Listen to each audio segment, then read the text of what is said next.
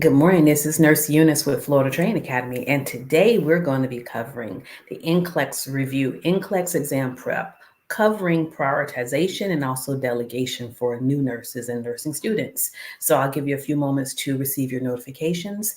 And today I will not be monitoring the chat, and I'm doing that intentionally because the review is going to take about 30 minutes. And then at the conclusion of the review, we will have a practice test. And so if you are one of our current subscribers, viewers, we appreciate you so much. But I do want to let you know that this is going to be a little bit different.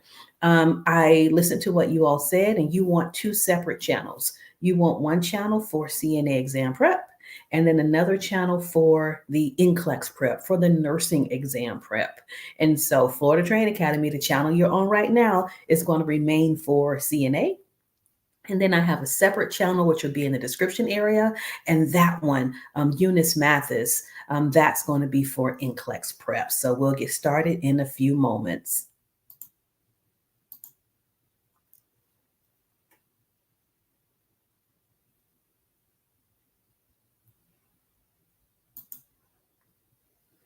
All right, so let's go ahead and discuss the NCLEX exam prep, prioritization and delegation. So the NCLEX exam is a challenging test for aspiring nurses. So after you get through completing all of your curriculum, all of the course requirements, finishing up your internship, your clinical hours, you're going to have to take an ESIC exam in order for you to, you're going to have to take an exam in order for you to be licensed as a registered nurse. So the NCLEX focuses on real world clinical scenarios, requiring students to apply their knowledge and critical thinking skills. Nursing students must understand prioritization, delegation, and assignment because these skills are crucial in providing safe and effective patient care.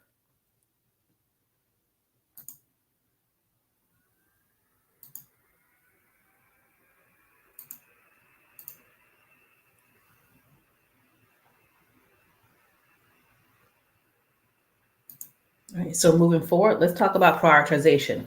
Prioritization helps nurses determine the order of importance when addressing patients' needs.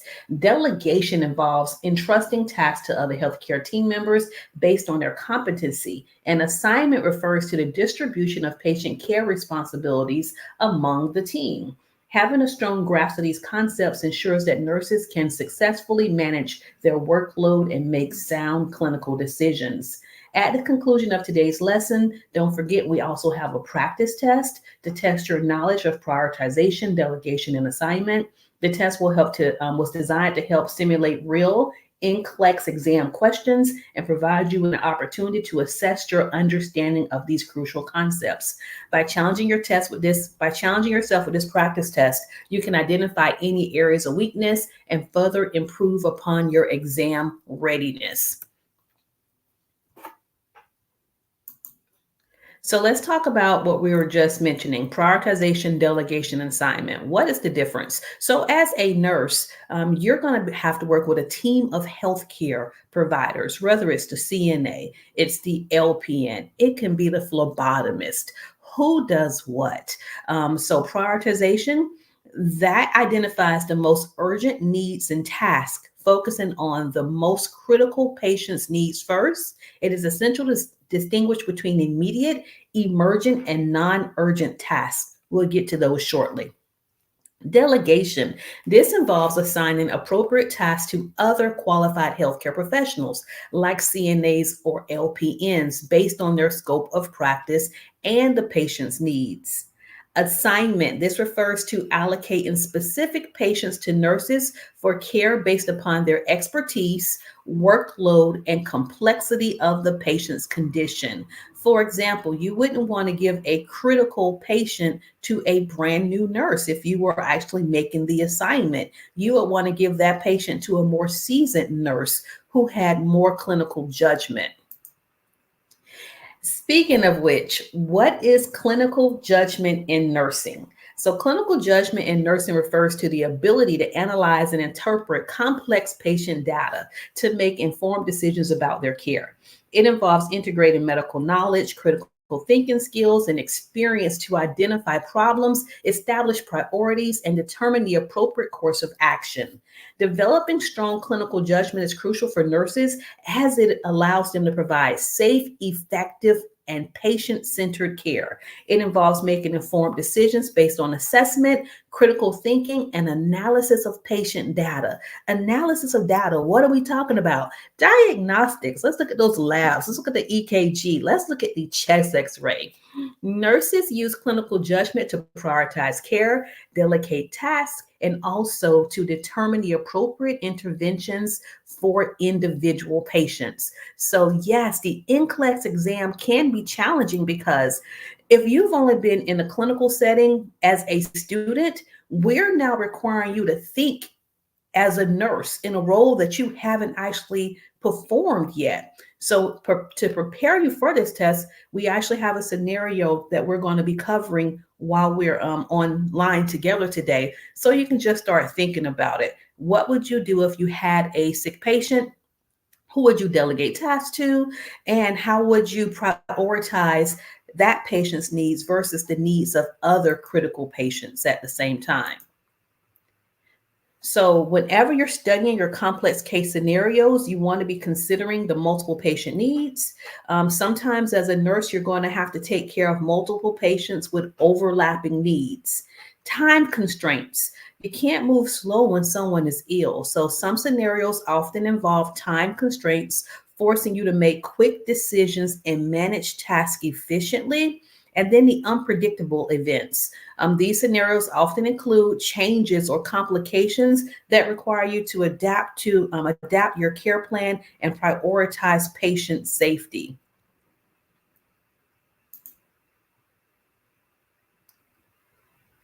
Some of the challenges that you're facing as nursing students, and I've been there, so I'm totally aware.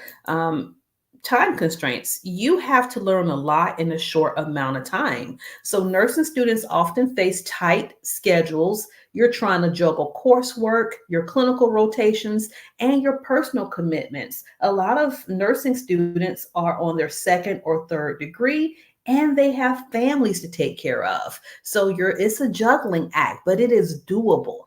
You also have to learn complex concepts. So, what I like to think of with nursing school is that we're not trying to teach you how to think. We're trying to teach you how to understand concepts of care and to refer back to your evidence based resources for guidance. So, the exam is going to require that you have a deep understanding of complex medical concepts and also are able to make clinical judgment calls.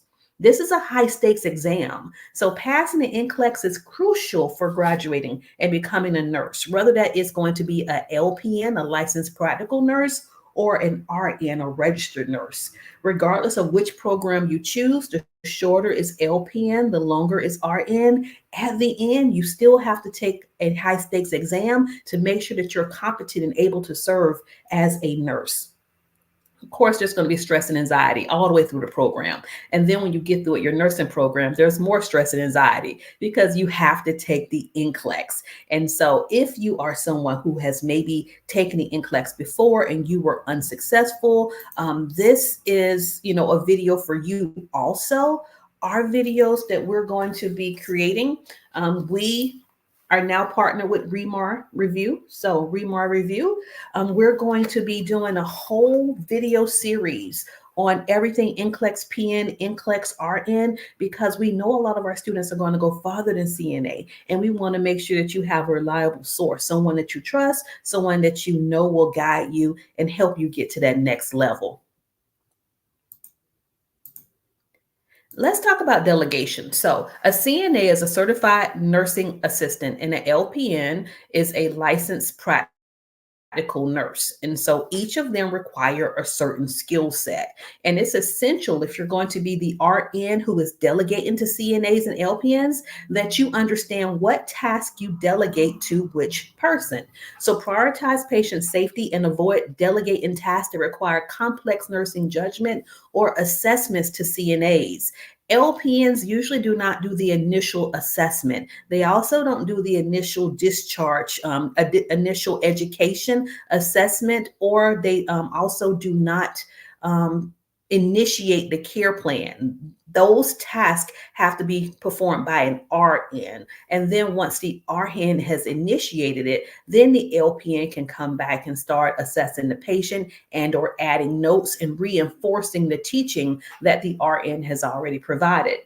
You must maintain clear communication with CNAs and LPNs, provide specific instructions, and supervise delegated tasks to ensure quality care. So that's right. As an RN, you are ultimately responsible for the CNA and the LPN. So you have to make sure that you supervise. You don't want to have them going out and just doing, what they're used to doing, because your nursing license is on the line. So having those expectations, setting those guidelines and boundaries based on company protocol and policies, and also based upon your state board, what they say the delegated tasks are for each of those persons. So as an RN, you have to know more than just what your role is.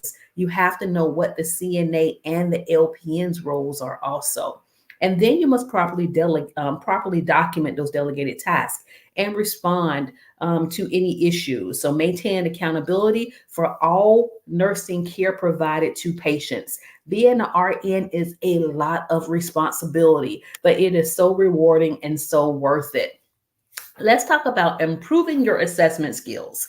So whenever there's an emergency, we don't do these long drawn out assessments. So what we teach you in nursing school is a head to toe assessment. When there is an emergency in the hospital, it is a rapid assessment. So I need you to quickly identify the patient's most critical needs. And these may include airway, breathing, circulation, and neurological status. And now when you're done with your quick assessment, you need to delegate. Call the CNA to do the vital signs. And so the vital signs that you're going to be monitoring are, of course, heart rate, blood pressure, respiratory rate, temperature, and oxygen saturation.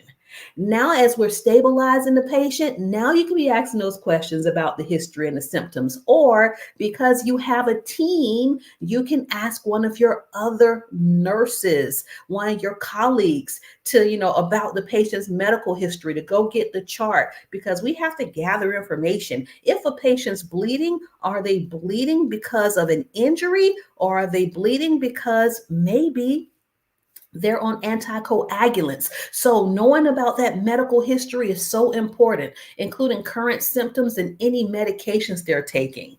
Now we can do a physical examination now that we've controlled the bleeding, but we're going to do a focused physical exam, and we're not going to do a head to toe right now. We just don't have enough time when someone is critical. We're going to conduct a focused physical examination. For example, if someone comes in with cardiac issues, that means automatically we're checking their heart, their lung sounds, their level of consciousness. We can do a skin assessment later. All right, so you're going to conduct the focused physical exam to assess the patient's body systems and identify any signs of distress or injury. And then immediate interventions. Based on your assessment, implement appropriate interventions to stabilize the patient, such as providing oxygen. If someone's having chest pain, it's going to be oxygen, maybe nitroglycerin if their blood pressure can tolerate it. And if their blood pressure is low, we need to be thinking about what fluids are we going to initiate. And then documentation. Document all assessments, interventions, and the patient's responses thoroughly. If you gave the oxygen for a low oxygen saturation, did it work? If you gave nitroglycerin for chest pain, you need to document that the intervention was actually effective. If not, maybe we need to stop giving sublingual nitroglycerin and then contact the cardiologist and start a nitroglycerin drip. So it's really important for you to go back and reassess those patients' responses. Otherwise, they're not going to get better. So we talked about triaging. We were talking about it's important for you to know what an immediate concern is. So that's a life-threatening condition. Think of someone who is struggling to breathe and their oxygen saturation is 86%. That is an immediate life-threatening condition. An emergent condition, we need urgent treatment, but it's not necessarily life-threatening. So let's say a person was short of breath, but their oxygen saturation was 93%. Well, that's a big difference, 88% versus 93%. One of them can be treated with maybe a low flow oxygen device like a nasal cannula, but the person whose O2 saturations are in the 80s, they may need a non-rebreather. Okay, so those are two different emergencies. And then urgent requires prompt medical attention, but not as urgent as emergent and non-urgent. I find that as a healthcare provider, we get bombarded with non-urgent medical conditions. Somebody will come in with a toothache. Somebody will come in with a toe ache, because their shoes were too tight. So those are things that require treatment, but they're not going to cause it's not a life-threatening condition. So they can wait for treatment. So think about when you are working in the ER and you have all these patients come in. Who do you see first? Who needs immediate attention versus who has a non-urgent medical condition. And now we're going to talk about the ABCDs. And so this is going to help you with your approach in nursing. The ABCD approach is a systematic method for assessing and treating critically ill or injured patients in nursing practice. It involves prioritizing interventions based on a patient's airway, breathing, circulation, disability, and exposure. And we'll cover those shortly. By addressing these key areas in a methodological manner, nurses can identify and address the most critical needs first, ensuring the best possible outcomes. For example, a common NCLEX scenario that utilizes the ABCD approach may involve a patient who is experiencing chest pain. All right. And so let me read a scenario to you. Our scenario states that Mr. James Williams is a 58-year-old male with a history of hypertension and type 2 diabetes. He presents to the emergency department complaining of sudden onset of severe chest pain. Why would someone have chest pain? Is it because they have a pulmonary embolism? Is it because it's a true cardiac issue? So as a nurse, we are like private investigators. As soon as someone says chest pain, you're thinking one of three things: heart, lungs, muscles. What is causing this person to be in pain? The pain began 30 minutes prior while watching television and is described as tightness and pressure radiating to his left arm. His wife drove him to the hospital. So those are kind of classic signs of someone who's experiencing angina related to a cardiac issue, tightness, pain that radiates. Usually that doesn't happen if someone was lifting weights and they strained a muscle. That also wouldn't happen if someone had a pulmonary embolism or a clot in their lungs. Usually that chest pain will be related to breathing.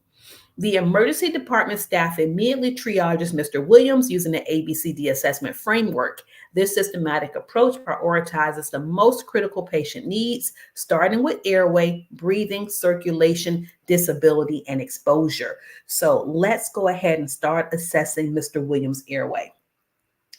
Mr. William is alert and able to speak in full sentences. If someone can speak in full sentences, that means that their airway is patent. They're not short of breath. So for right now, airway is not an immediate concern and no interventions are needed, but you will continue to monitor. So for my nursing students, what signs would suggest that Mr. Williams' airway is at risk and how would you intervene?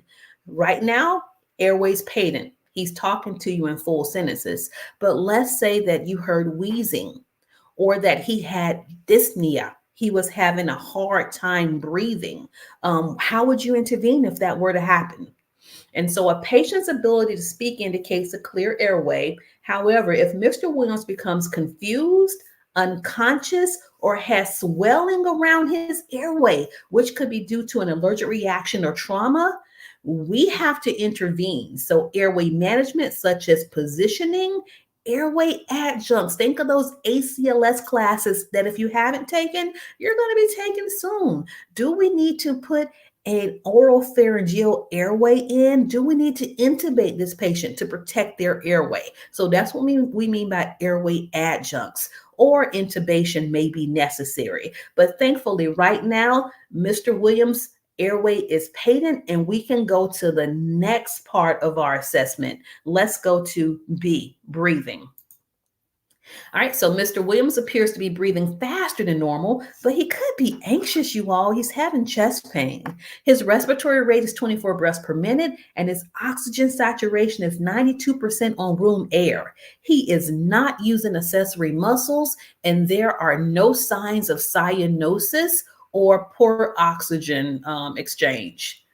Interventions, what would you do as a nurse if someone had a O2 sat of 92%? That is below normal. We usually like their O2 sats to be between 94 to 99%. You know, it's rare that we have patients in the hospital whose O2 sat are 100% constantly.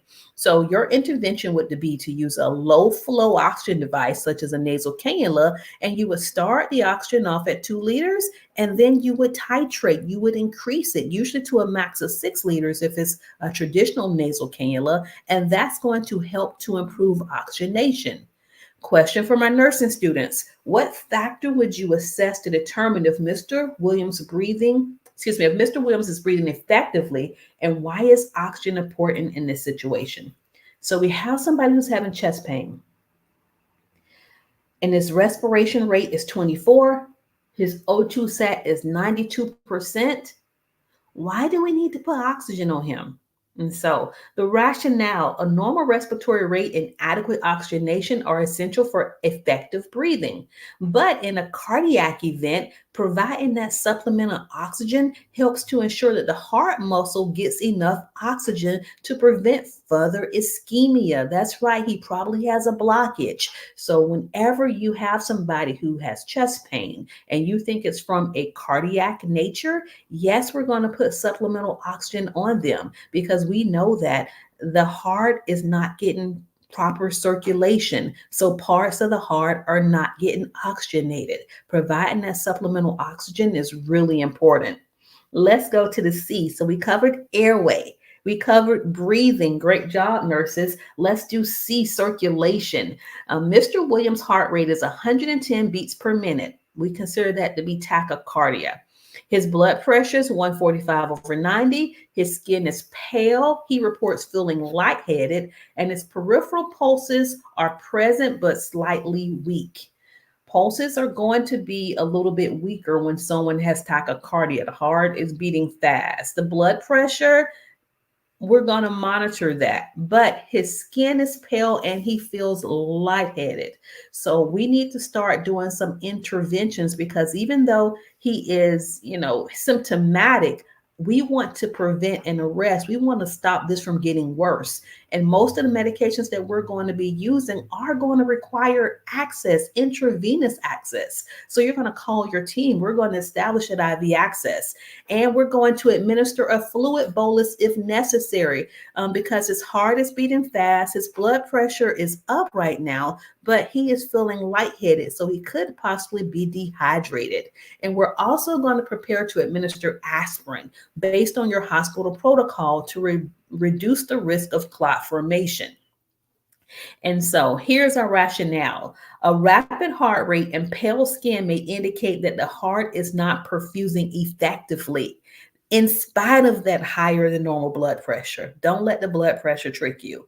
Interventions like aspirin administration, IV fluids, and further diagnostic tests. So yes, you're calling that doctor if you don't have standing orders. You're calling that doctor. You're going to order an EKG, or he or she's going to order EKG, and you're going to make sure that it's actually carried out. And also those cardiac enzymes, and more than likely your BNP, your CBC, your coagulation studies, etc.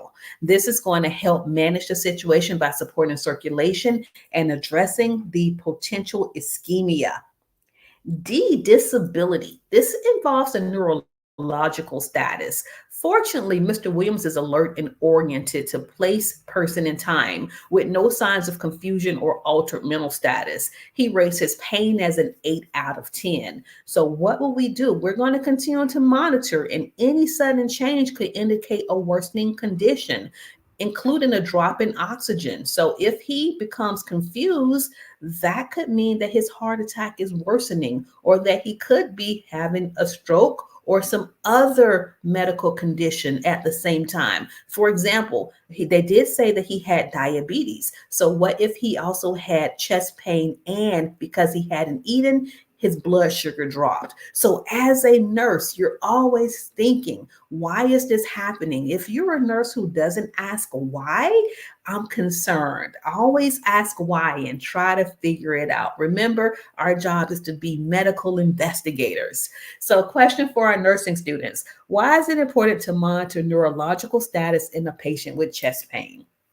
And here's the rationale. A sudden deterioration in a neurological status, such as confusion or loss of consciousness, could indicate that oxygen delivery to the brain is compromised due to a cardiac issue requiring immediate intervention. Up, we're calling the code. E, exposure or environment. Assessment. All right, we have somebody who is oxygen saturation is low, they're complaining of chest pain, they're lightheaded. He comes in his work attire. We need to get that off of him. So Mr. Williams' clothing needs to be loosened. If he is laying flat, we need him upright. He needs to be in a comfortable position, which is usually semi-Fowler's. And now we can do more of an assessment to make sure there are no signs of trauma, bleeding, or external injury.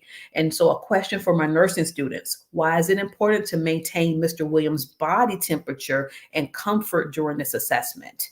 And one of the rationales would be, we call it nomothermia. That means that the body temperature is normal. You know, the hospitals are cold. So we don't want somebody who's having chest pain to also be in there shivering. Alternatively, if it was really hot, which most hospitals are not, we wouldn't want to, increase their temperature unnecessarily. So maintaining a normal temperature helps to reduce the workload of the heart. It keeps the patient comfortable and minimizes the stress that could further exacerbate his cardiac symptoms. And when you're thinking about thinking critically, I want you to analyze the data. So we have called for the EKG. We got labs ordered. Now it's not enough to just have it done. You as the nurse actually have to review it so you will know what critical values to report to the doctor. So this includes the vital signs, the lab results, the medication list, and the patient history. Remember, he just came in. So the first person that's usually going to see him is going to be a nurse. And so the nurse has to report their findings to the doctor. I have no idea why my phone started. All right, so let's apply critical knowledge. So critical thinking involves using your nursing knowledge to identify potential risks, predict complications, and develop appropriate interventions. Some of the lab tests that you will have to report and the lab values that you must know as a nurse are as follows. We have our blood tests. We have electrolyte levels, our complete blood count, the liver functioning test, urinalysis. If someone comes in and they're confused, it's automatically, we're doing the urinalysis. We need to get some cultures. What about the protein levels? If someone has a bed sore, we have to know what their protein levels are because maybe they are at risk of bed sores because of malnutrition. Microscopic examinations, you're going to get those cultures and send them to lab so that they can examine it to see what's growing in that person's sputum, what's growing in their urine. Of course, we have our imaging studies, which include chest x-rays, CT scans, MRIs.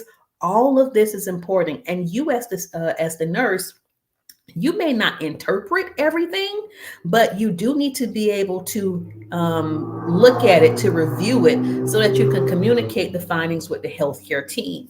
So nurses should be familiar with normal ranges for lab values and be able to recognize potential abnormalities. They should also be able to communicate findings clearly to physicians and other healthcare professionals. Recognizing early signs of deterioration. Sorry, doing something different here with my screen.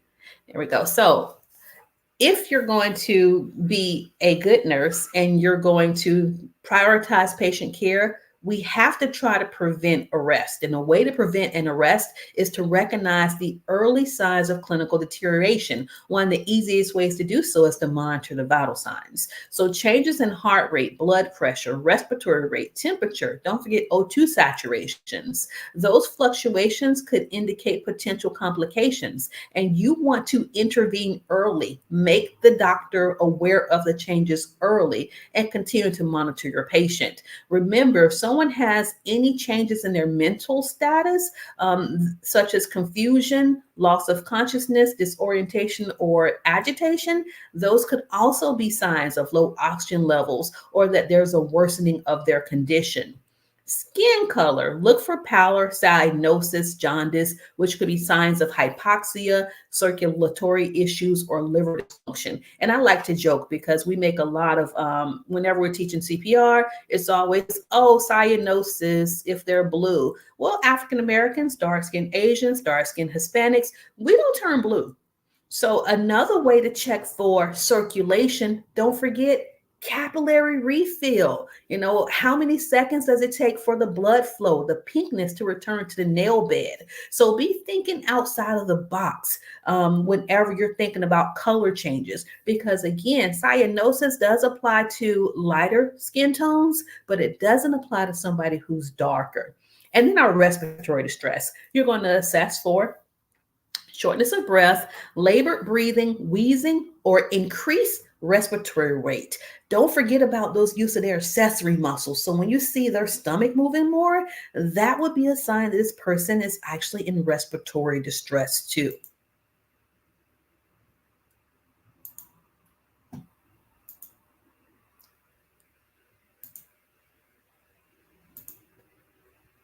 So, as a nurse, you have to work with others. You are not an island unto yourself. You have to effectively communicate with your team. It is crucial for providing safe and coordinated patient care. Nurses must collaborate with physicians, pharmacists, physical therapists, social workers, the dietary staff, the janitors. We have to be team players in order to take care of our patients. So sharing information, coordinating care plans, and resolving conflicts are essential for positive patient outcomes. Remember, we are there to serve the patients, so we have to work together as a team. Let's talk about ethical decision making in nursing. So, collaboration and consultation. Nurses often face complex ethical dilemmas. So, consulting with colleagues, mentors, and ethic committees is vital. Let's say a patient's having a procedure, and that procedure is against your religion. How are you going to care for them without being biased? So I want you to be thinking about, how can you provide unbiased care when a person is either doing something that's against your religion, or maybe there's somebody that, you wouldn't normally or ordinarily even communicate with, but now you have to provide care for this person. You have to think about the ethics. And if there's something that you can't do or you're refusing to do because it goes against your religion, you need to speak to someone about that, because at the end of the day, we're there to take care of that patient and their needs, and we're not there to be judgmental. Patient-centered approach.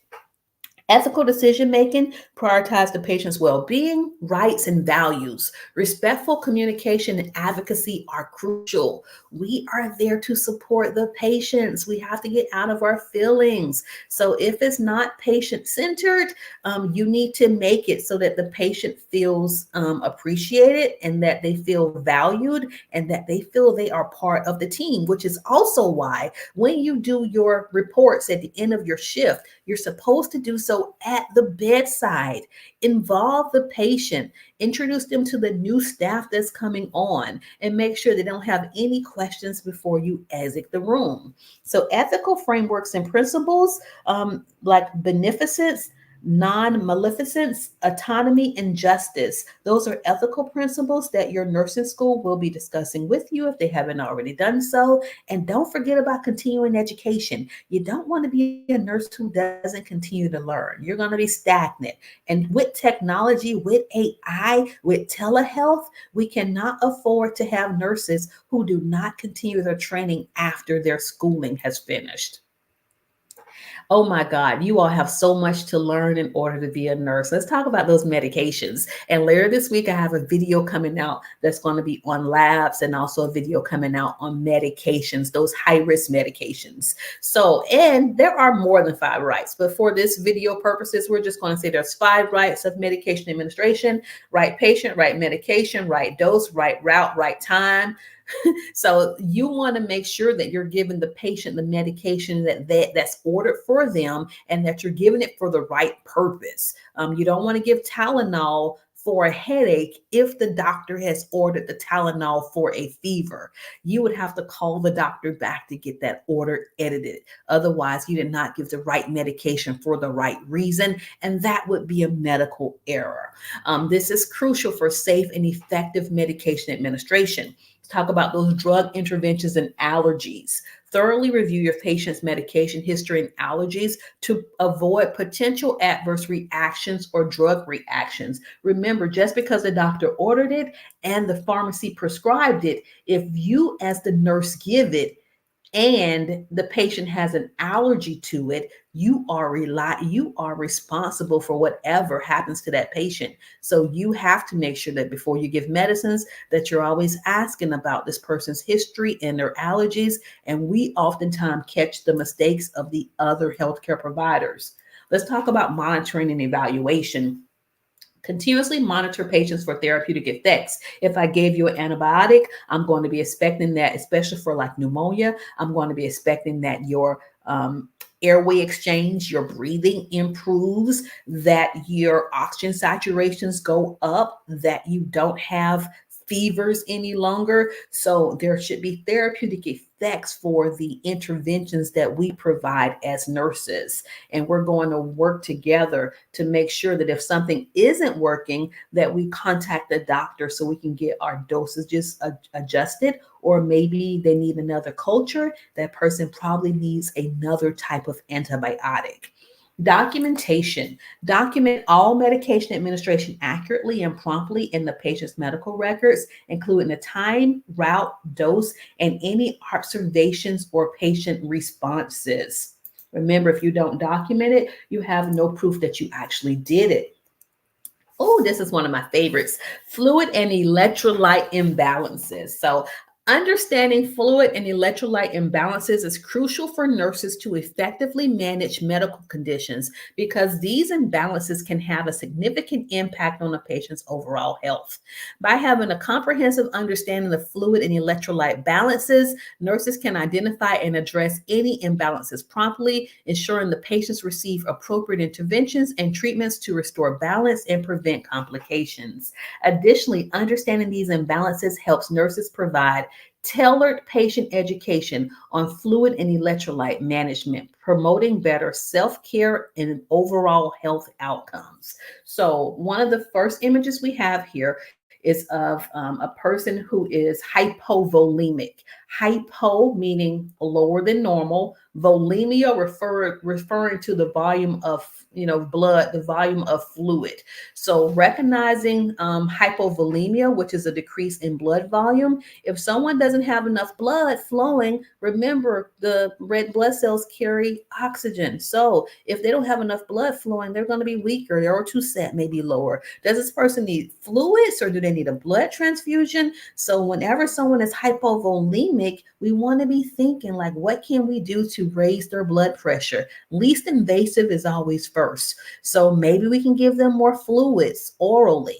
If that doesn't work, we're going to have to start an IV and give intravenous fluids. But one of the complications of giving someone fluids is the next one. Now they can have hypervolemia. We gave them too much fluid. And as a result, look at these ankles. Now they're starting to have edema, excess of fluid in the body. And if you are the nurse who is giving fluids, IV fluids, boluses to a patient, I need you to be looking for those signs of fluid overload, such as jugular vein distension. What do the lungs sound like? So at no point will you ever just hang up a liter of fluid and leave a patient.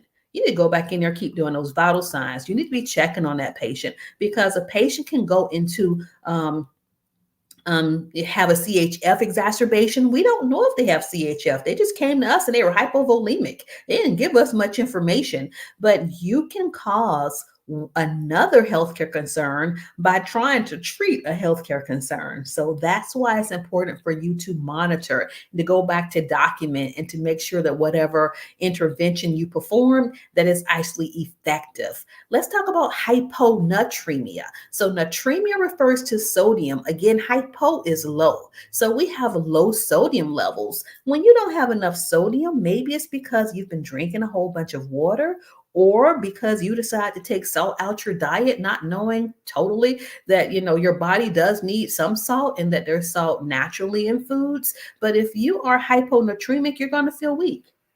You're going to be pale. You're going to be lightheaded because you have an electrolyte imbalance, which is why we give patients normal saline. So saline, so we can give them a solution in their IV in order to bring up their sodium levels. And then hyperkalemia, whether it's hypo or hyperkalemia, refers to potassium. What are those food sources that have potassium in them? If someone has a low potassium or high potassium, they're going to have cardiac issues. They're going to have irregular heart rhythms. So it's important for you, if you notice that on the lab, that you, of course, notify the doctor. But then I want you to be thinking, why? Why would a person have a high potassium level, or why would they have a low potassium level?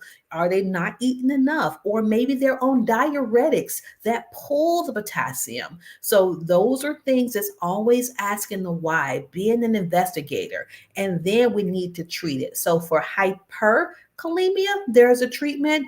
Sometimes we can give them Kexalate. If they're a dialysis patient and their kidneys aren't working and excreting the potassium, they may have to go to dialysis early. But you are just one of the first lines. Whenever you use your clinical judgment, you see it, you interpret it, or you review it, and you notify the doctor from there, and make sure that you also assess your patient and that you document your findings.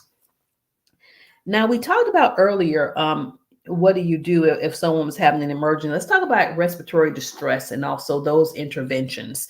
So it's pretty much the same. Once you recognize the signs of respiratory distress, which could be shortness of breath, rapid breathing, weakness, and retractions, we're going to sit them up and we're going to administer oxygen. So I really don't, care that 2 comes before 3, but you have to do both. And as a healthcare worker, we're doing things fast. So it's pretty much like, hey, you're pressing the button to raise the head of the bed and you're shouting for someone to bring that crash cart, or you're telling the CNA to run to the supply room in order to get the nasal cannula or the non-rebreather mask.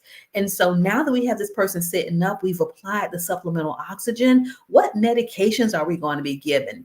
Based off of their condition, their presentation. Is it going to be a bronchodilator? Is it going to be a corticosteroid? What was already prescribed in order to reduce the airway inflammation and to improve airflow? If nothing has been previously prescribed, you're going to be calling that doctor and getting something ordered. But it's going to be hard for the doctor to know what's going on with the patient if you don't have a full set of vital signs and if we don't have any diagnostics. So more than likely, he's going to order an ABG, a chest X-ray, etc. And then you're going to have to assess the response. So remember, as a nurse, anytime we perform an intervention, we have to go back and reassess our patients to make sure that intervention was effective.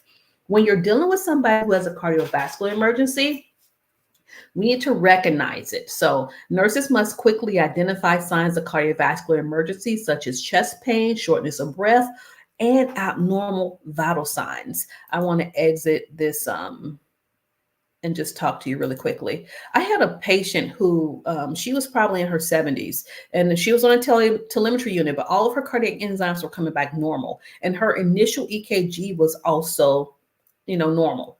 She was complaining of back pain, and that was her only complaint, but the back pain was severe. So she went from being comfortable to all of a sudden having severe back pain, no chest pain, no arm pain, no shortness of breath. Called the doctor, got another EKG ordered, and she was actively having a myocardial infarction. She was having a heart attack right then. So whenever you are thinking about the classical signs of a cardiac condition, do know that women don't present with those classic signs. So had I been a nurse who didn't take her complaint seriously, or a nurse who just wanted to give her Tylenol, she, may not have had the outcome that she had. But she was on a cardiovascular unit. She already had a cardiologist, and we were able to get her to the cath lab. And she came back that same day after a procedure, and she was feeling much better. So whenever you're thinking about cardiovascular emergencies, do know that women and men have different cardiovascular symptoms if they're experiencing a heart attack. So as far as recognition, yes, it talks about chest pain, shortness of breath, and abnormal vital signs. But remember, with women, our symptoms are usually atypical.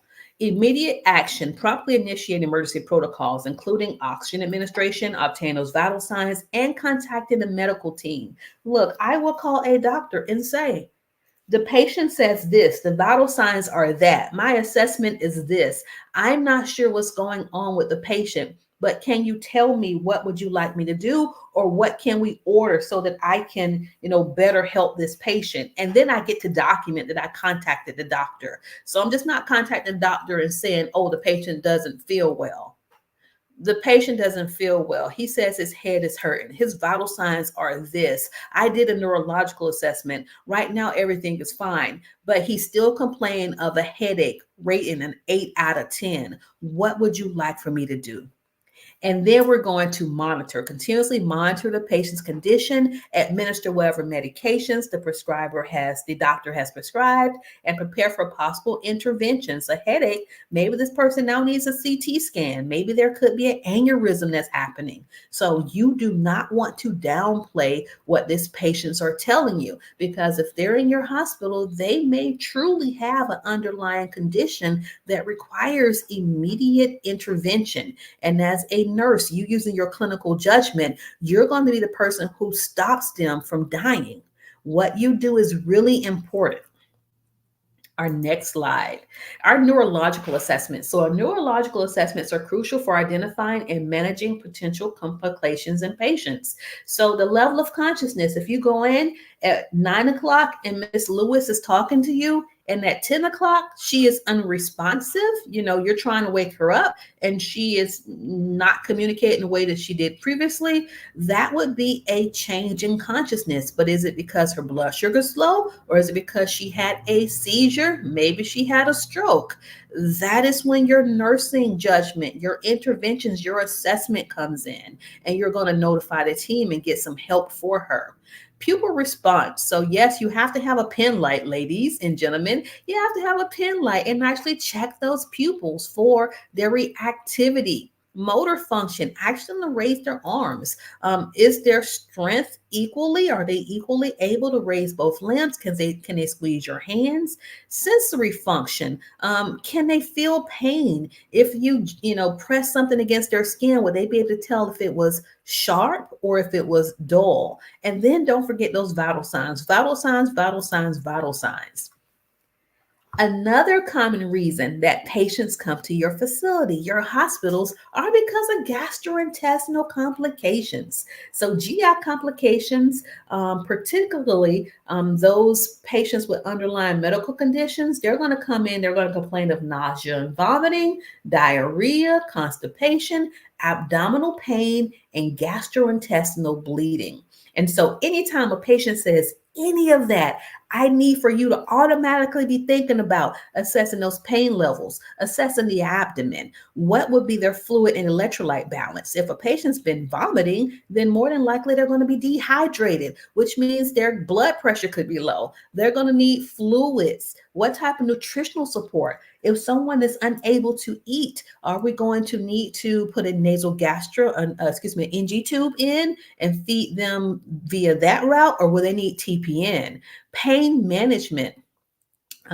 Sometimes, especially after surgeries, these patients need to pass gas. So we can give them all the Dilaudid in the world. We can give them everything they're asking for as far as pain is concerned. But if you're a nurse who just lets them lay in bed after surgery, their pain is not going to be improved because they need to let loose some of that flatulence. So when you're thinking about GI complications and pain, especially in a patient who's post-op, don't forget to get them up and get them moving. And let's prevent aspiration by setting the patients up. And then early intervention is most important. Your NCLEX exam is also going to cover psychiatric emergencies and de escalation techniques. And now I chose this picture. I don't know why I chose this picture, but if someone is having a psychiatric emergency, we usually don't get this close. You want to maintain a safe distance and avoid confrontation. You want to always try to de escalate. So, signs of deterioration. It's crucial to identify early signs of escalating distress, such as agitation, aggression, and also threats of harm. You're going to de escalate. We don't match energy when someone's having a psychiatric emergency. We're going to be calm. We're going to have a reassuring voice. We're going to listen actively, and we're going to offer choices. And then we'll see what medications the psychiatrist orders in order to help this person, improve from their current psychiatric state. Cultural competence and diversity. As a nurse, you're going to work with your patients are from different countries. Your staff is also from different countries. So you have to be sensitive and respectful of these people, their cultures, and their diverse backgrounds. It's crucial to understand the patient's belief, values, and practices to deliver culturally competent care, but you're also going to need that same culturally competent care to work with your fellow professionals within your hospital system. Don't forget about discharge planning and effective documentation. So we have our electronic medical records. Pretty much any facility that accepts Medicare or Medicaid as a payment must have electronic medical records. So that's pretty much every facility within the United States. Whenever you document, you must use clarity and also be concise. I was looking at something online and somebody was documenting that a person without prostheses who was a double amputee, they documented that the person was able to walk. So don't be lazy. You need to go back and review your notes before you press enter or submit, because we don't want you making such a mistake like that. For example, you're documenting that a person has a pulse, but that person has an amputated extremity. So they wouldn't have a pulse there, especially like a pedal pulse. So be careful with what you're documenting. And then confidentiality and security. Of course, we have to abide by the HIPAA law, and then timely documentation. You want to document your patient's interventions that you perform and also what your patient says in real time. You don't want to wait to the end of the shift and document everything. And now we're almost ready for our practice test, you all. I'm so proud of you. So exam strategies and test taking tips. When you're preparing for your NCLEX, number one, you need to do mock exams. And that's going to help you gain experience as to how the questions are worded, how the scenarios are, these evolving case studies, because that's how it is in the real world. It's kind of like you walk in and you're on the set of a movie, except for you're the actress and you're the nurse and you're actually responsible for whether or not these patients live or die. So you need to identify your strengths and weaknesses and focus on the areas that need improvement. You can seek help from your professors, mentors, or like I say, we're going to have a full line of videos to help you pass the NCLEX, whether it's for the LPN exam or the RN exam, on my YouTube channel at youtube.com/Eunice Mathis, which will also be in the description area. Time management. Look, we have to set time out to study. We need to figure out which questions are going to be more of a priority based on difficulty, and we need to allocate the time to do so. Get a study group, study with your friends. Do not wait until the last minute, because this is a high stakes exam and we want you to be successful on your first attempt. So our conclusion and takeaways: in order for you to master the NCLEX exam, it requires that you develop your critical thinking skills, learn how to prioritize care. You're going to delegate tasks and make sound clinical judgments. You need to understand the testing format. You need to practice those complex scenarios. And then that's going to help you build confidence in your nursing practice. And let's get started with our exam. So here we go, everybody. Question 1, which of the following patients should the nurse assess first? A patient with COPD who has an oxygen saturation of 92%. B, a diabetic patient with a blood sugar of 110. C, a post-op patient with a blood pressure of 80/50. Or D, a patient with a history of anxiety who is pacing in the hallway. Who should be seen first?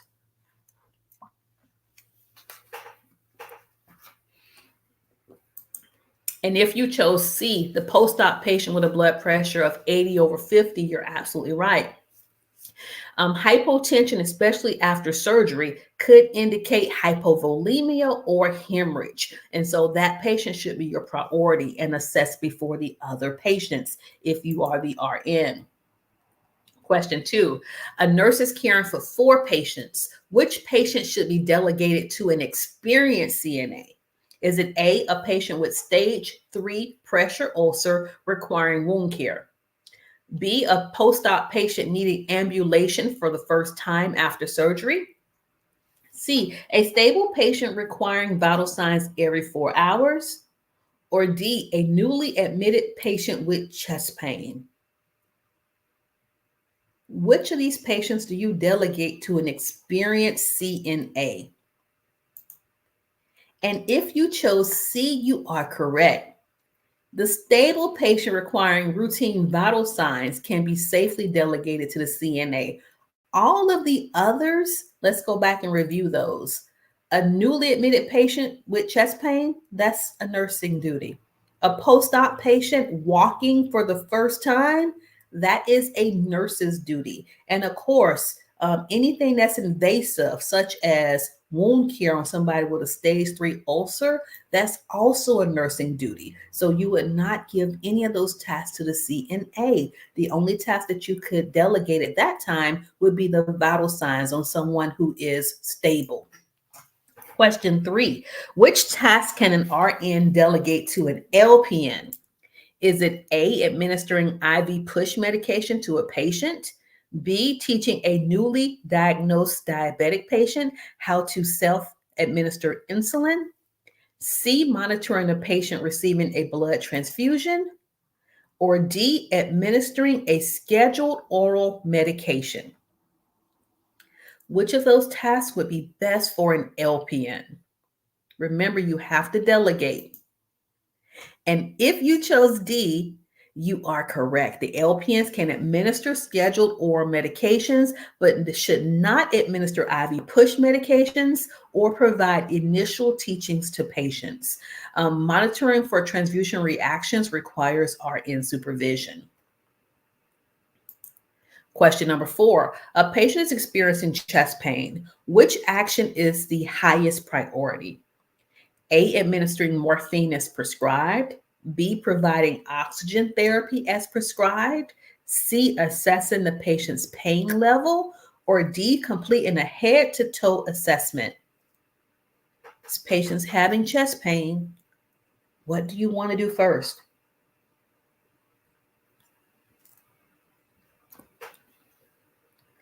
And yes, if you said administer oxygen, you're absolutely correct. I know you want to say, hey, let me continue to assess his pain level. He's already told you he's in pain. So in order to decrease that pain, we need to actually start providing supplemental oxygen, because that could prevent the worsening of the ischemia, the lack of oxygen or blood flow to the heart. So of course, there are other interventions, but based off of the question options, B was the best response. Question 5, a nurse is assigning tasks on a medical surgical unit. Which task is appropriate for a CNA? A, assisting a patient with a suppository. B, administering oral pain medications. C, emptying urinary drainage bags. or D, inserting a Foley catheter? All right, we'll reveal the answer in 3, 2, and great job, team. Yes, it is C. CNAs can perform non-invasive tasks such as emptying drainage bags, assessing the pain, administering medication, and inserting catheters. It says requires a nursing license, but I do know in some states they will, if a CNA has experience and they work in the hospital, they change their name to a patient care tech.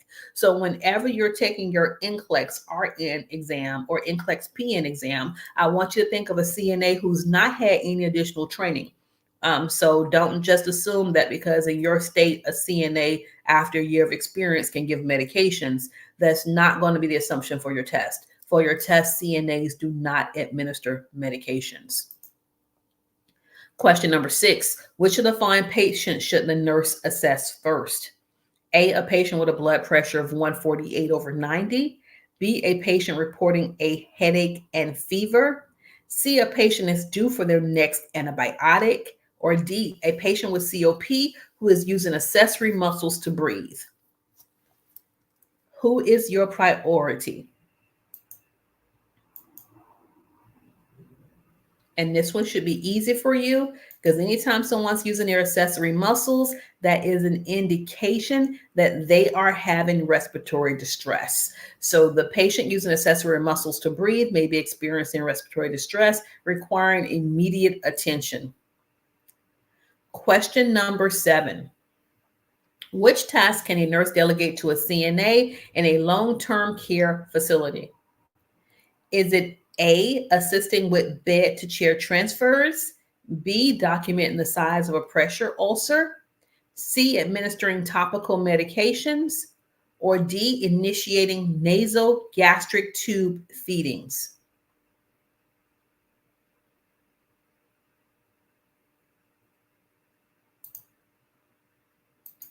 And the correct response would be A. CNAs can assist with transfers, but assessing pressure sores, administering medications, and managing tube feedings. The initial one, no, the CNA can monitor it once it's been hung, but you're going to have to do that. That's your task as a nurse. Question number 8. A nurse must prioritize care for 4 patients. You're doing really good because most nurses have 8 to 10 patients, but you only have 4 patients today. Which patient should be seen first? Is it A, a patient with a sodium level of 135, B, a patient with a potassium level of 6.2, C, a patient with a glucose level of 120, or D, a patient with a calcium level of 9.5. So yes, you have to know your labs in order to pass the NCLEX. So which of these would be a critical reading, a critical value that you're going to notify the doctor of right away? And if you chose B, I am so proud of you. Yes. So a potassium level of 6.2 is considered hyperkalemia. That's a life-threatening condition that can cause cardiac arrhythmias, and that involves immediate intervention. And as a reminder, a normal potassium level for adults is 3.5 to 5.2. And if you give me until the end of this week, on my website, fltraining.com, I'm going to have a cheat sheet for you all. So it'll include labs, it'll include assessments, etc., so that you all can refer back to this information and you can use it as a resource. So today is Sunday. Give me until Friday. This is the 22nd of September. So I think Friday will be like the 27th. So just give me a few days and I will have that cheat sheet on our website, fltraining.com. Question number 9, which of the following can a RN delegate to an LPN? Is it A, performing an initial assessment on a newly admitted patient, B, developing a care plan for post-operative care, C, administering an intramuscular injection, or D, initiate an insulin infusion? Ooh, this one's tricky.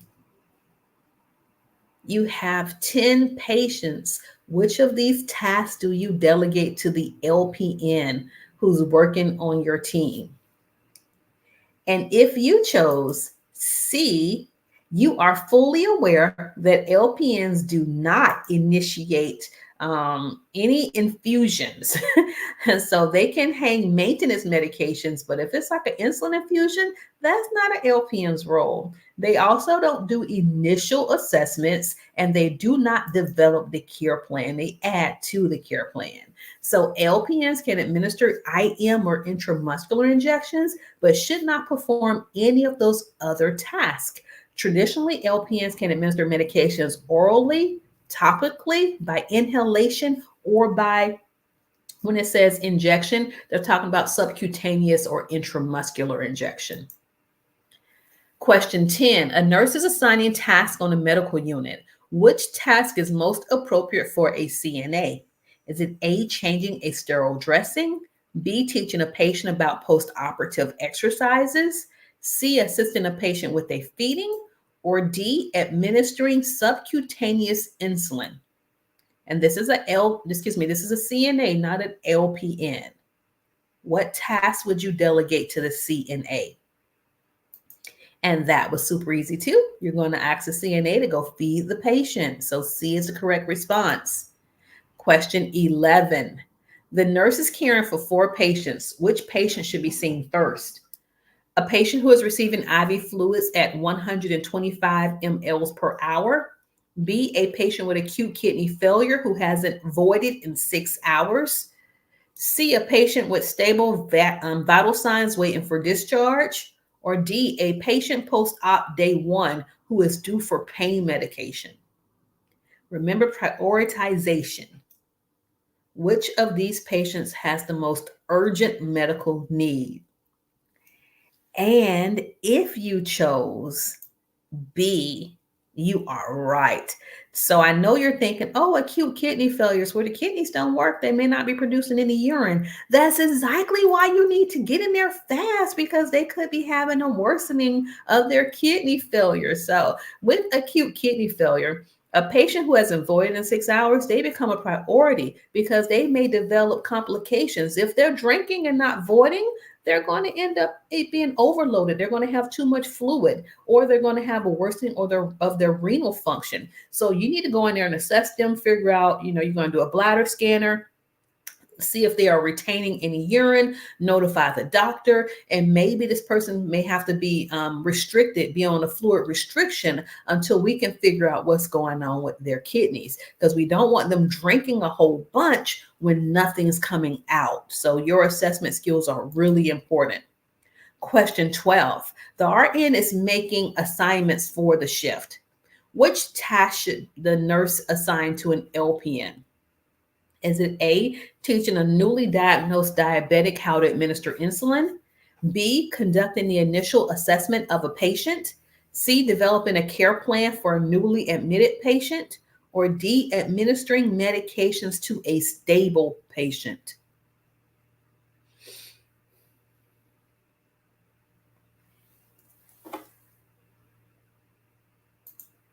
If you chose D, you are absolutely correct. So the LPN can administer medications to a stable patient, but they are not qualified to provide initial teachings, conduct initial assessments, or develop the initial care plans.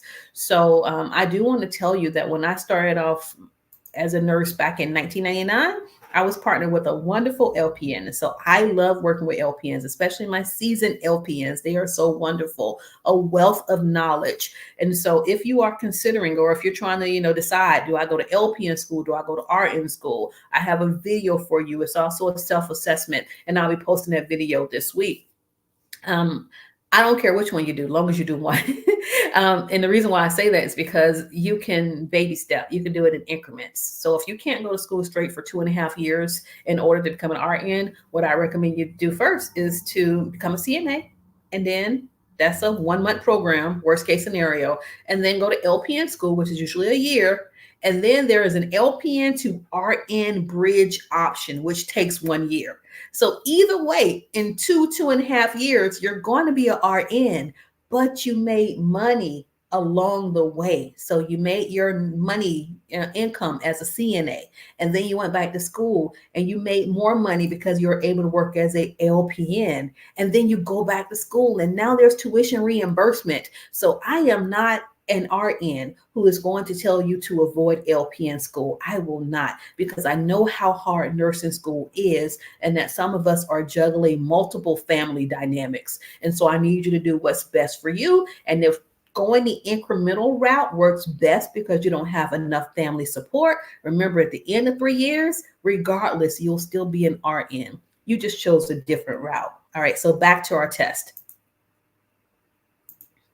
Question number 13, which patient should the nurse assess first after receiving change of shift report? Is it A, a patient with a blood glucose of 110, B, a patient who is post-operative and has a heart rate of 120 beats per minute, C, a patient with a potassium level of 4.2, or D, a patient with stable angina? So yeah, she has chest pain, but she's stable. She's probably been having it, for a while because you just got on your, you just came on shift. So this is not somebody who's having acute angina. This person has stable angina or angina. So which would you see first? All right, so I kind of gave you the answer. The answer is B. The patient with a heart rate of 120 beats per minute may be experiencing complications such as pain or infection, and that will require immediate intervention. Remember, they are a post-operative patient whose heart rate is 120. So you want to get in there a little bit faster. That would be your priority. And then after that, you can go and check on the person who has stable angina. Question 14, the nurse is caring for a patient with COPD. Which task can be delegated to a CNA? Is it going to be A, instructing the patient on how to use an oscillosperometer, B, adjusting the patient's oxygen flow rate, C, monitoring the patient's respiratory status, or D, assisting with the patient with ambulation? All right, easy, easy. Yeah, it's going to be D. The CNA can assist with ambulation or walking, but the CNA does not do the teaching or the monitoring. Remember, they don't teach, but they do reinforce what has been taught. Question 15, the RN is working with an LPN on a medical surgical unit. Which task should the nurse assign to the LPN? Is it A, evaluating the effectiveness of a patient's pain management plan, B, changing a sterile post-operative dressing, C, performing discharge teaching for a patient, or D, administering IV antibiotics to a patient? Which would be the most appropriate task to delegate to an LPN?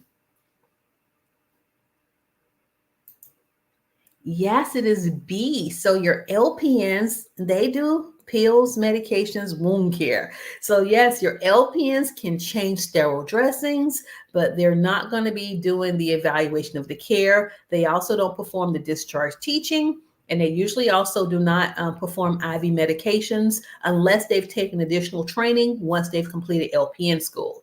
So those things are within the RN scope of practice, but they're not within the LPN scope of practice. Question 16, a RN is assigning tasks to a CNA on a medical unit. Which of the following tasks is most appropriate for a CNA? Is it A, administering a tube feeding to a patient with dysphagia, B, measuring and recording a patient's intake and output, C, monitoring a patient with a chest tube for drainage, D, performing a sterile wound dressing change? This is easy. I know you all know this one, and that you know that the CNA cannot do anything sterile, and that the CNA should not be monitoring chest tubes. That's going to be a nursing duty. And if a person is having difficulty swallowing, that's not the patient that the CNA should be feeding. So you're going to do B. You're going to have the CNA measure and record intake and output. The other duties, even though a CNA can feed somebody, the fact that this person has difficulty swallowing, the nurse needs to be in there when that person's being fed, or at least be nearby. So that is why A was not the correct answer for 16. Question 17, which patient should the nurse assess first? A patient with pneumonia and a temperature of 100.6. B, a patient with a deep vein thrombosis who is suddenly reporting shortness of breath. C, a patient with a broken arm requesting pain medication. Or D, a patient with a urinary tract infection and mild dysuria.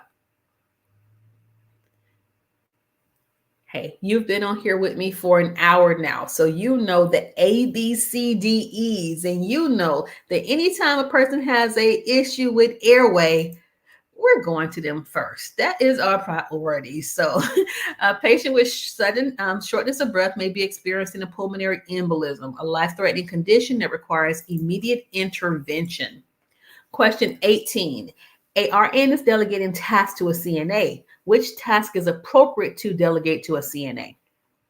A, turning and repositioning the patient every 2 hours. B, checking a patient's blood glucose level. C, assisting a patient with toileting needs. Or D, feeding a patient with swallowing difficulties. And I do want to rephrase this question. 18 states a RN is delegating tasks to a CNA. Which task is inappropriate to delegate to a CNA? So be careful with those hidden words, those keywords. You don't want to read it too fast. So which one of these would you not delegate to your nursing assistant? And because we just covered it, if you chose D, the person who is having problems swallowing, you're absolutely correct. This task should not be delegated to a CNA without appropriate training and or supervision, because if this person's aspirating and an inexperienced CNA goes in there and feeds them, they can make the condition worse.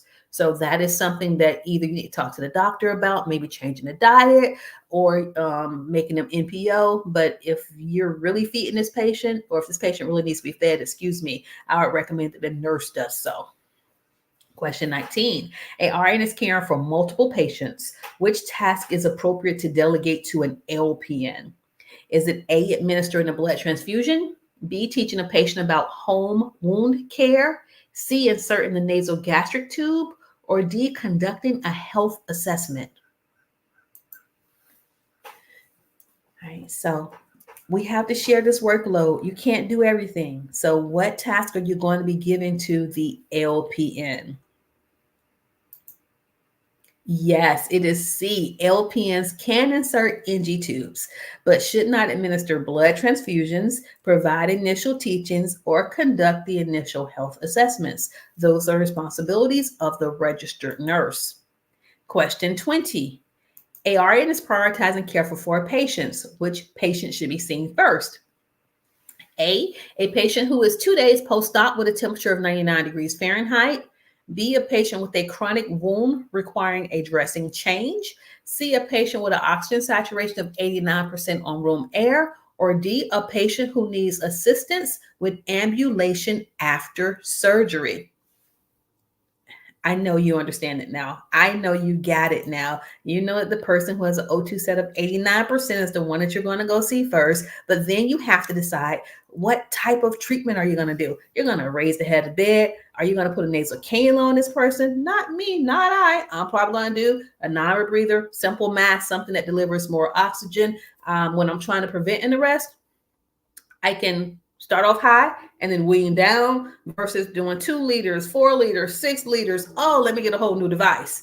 So talk to your nursing professor about that. But if a person does not have COPD, I recommend, if their O2 sats are in the 80s, that you kind of bypass the nasal cannula and go to a device that can deliver more oxygen. Question 21. Which patient should the RN assess first? A patient who is ready for discharge but is awaiting final instructions. B, a patient who is complaining of nausea and vomiting. C, a patient who has an allergy band but no documented allergies in the chart. Or D, a patient who's complaining of dizziness after receiving an opioid. So we just gave this patient some pain medication and now they're complaining of dizziness. All right. Or are you going to see the person who is nauseated without vomiting? Who are you going to see first? And of course, it is going to be the person who you just gave pain medication to, the person who received an opioid, because it could be an adverse reaction, or maybe it was too much medication. So you want to go in there and see them first and make sure that now you make them a fall, they should be a fall risk if they weren't before. But if you're giving someone an opioid or a pain medication, in my opinion, they are already going to be a fall risk. But just keep that in mind. You don't want them getting up by themselves. You want to make sure that the tech or the CNA is made aware. And you want to be monitoring their vital signs, because if they are experiencing an adverse reaction to an opioid, that can cause respiratory suppression. Question 22, which task can an RN delegate to an LPN in a skilled nursing facility? Is it A, assessing a newly admitted patient, B, administering a bolus enteral feeding, like a tube feeding, C, teaching a patient how to manage their wound at home, or D, performing a complex dressing change? What do you think? What do you think? All right, LPNs are nurses too. So LPNs can administer the bolus enteral feedings, but the initial assessment, the patient teaching, the complex wound care are typically reserved for nurses. And now you have some RNs. When I say nurses, I do apologize. LPNs are nurses too. So for the RNs, but you do have LPNs who specialize in wound care. So what we're telling you for the test may not be what you see in real world. So that can be a little bit tricky. But for this particular practice test, we're not going to have an LPN do complex wound care, but in the real world, that could be a reality because that LPN has taken a wound care course. Question 23. A nurse is caring for multiple patients in a critical care unit. Which patient should the nurse assess first? Is it A, a patient with stable vital signs after heart surgery? B, a patient on a ventilator with a respiratory rate of 10 breaths per minute? C, a patient recovering from a stroke who is alert and oriented? Or D, a patient with a chest tube draining serosanguinous fluid? Who is the priority? I know, is it B or is it D? Well, let me tell you. Sometimes chest tubes drain serosanguinous fluid. So as long as the patient's stable, that patient's not your priority. It's draining, it's doing what it's supposed to do. But the patient who is breathing 10 breaths per minute while on a ventilator, that person may be experiencing respiratory depression. So that would require immediate assessment and intervention.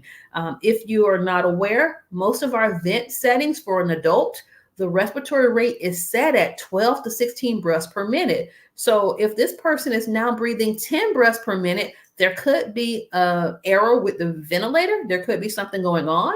You're going to detach that vent. You're going to use your bag mask device until the respiratory therapist gets there and they can actually reassess the patient, reassess the vent. But, there could be some equipment errors, or maybe the tube is, has been mispositioned or it's not in place any longer. So if a person is breathing 10 breaths per minute while on a vent and they're an adult, that would be the person that I go see first. Question 24. A RN is preparing to delegate tasks for the day. Which task is the most appropriate for the CNA? Is it A, administering eye drops to a patient with glaucoma? B, helping a patient ambulate to the bathroom? C, monitoring a patient's central line site for infection? Or D, changing a dressing on a surgical incision? I think you get it now, what our CNAs are allowed to do. So just basic care, vital signs, bathing, and walking. So transfers, mobility. So B is the response. Helping a patient ambulate is a task within the CNA scope of practice. And question number 25.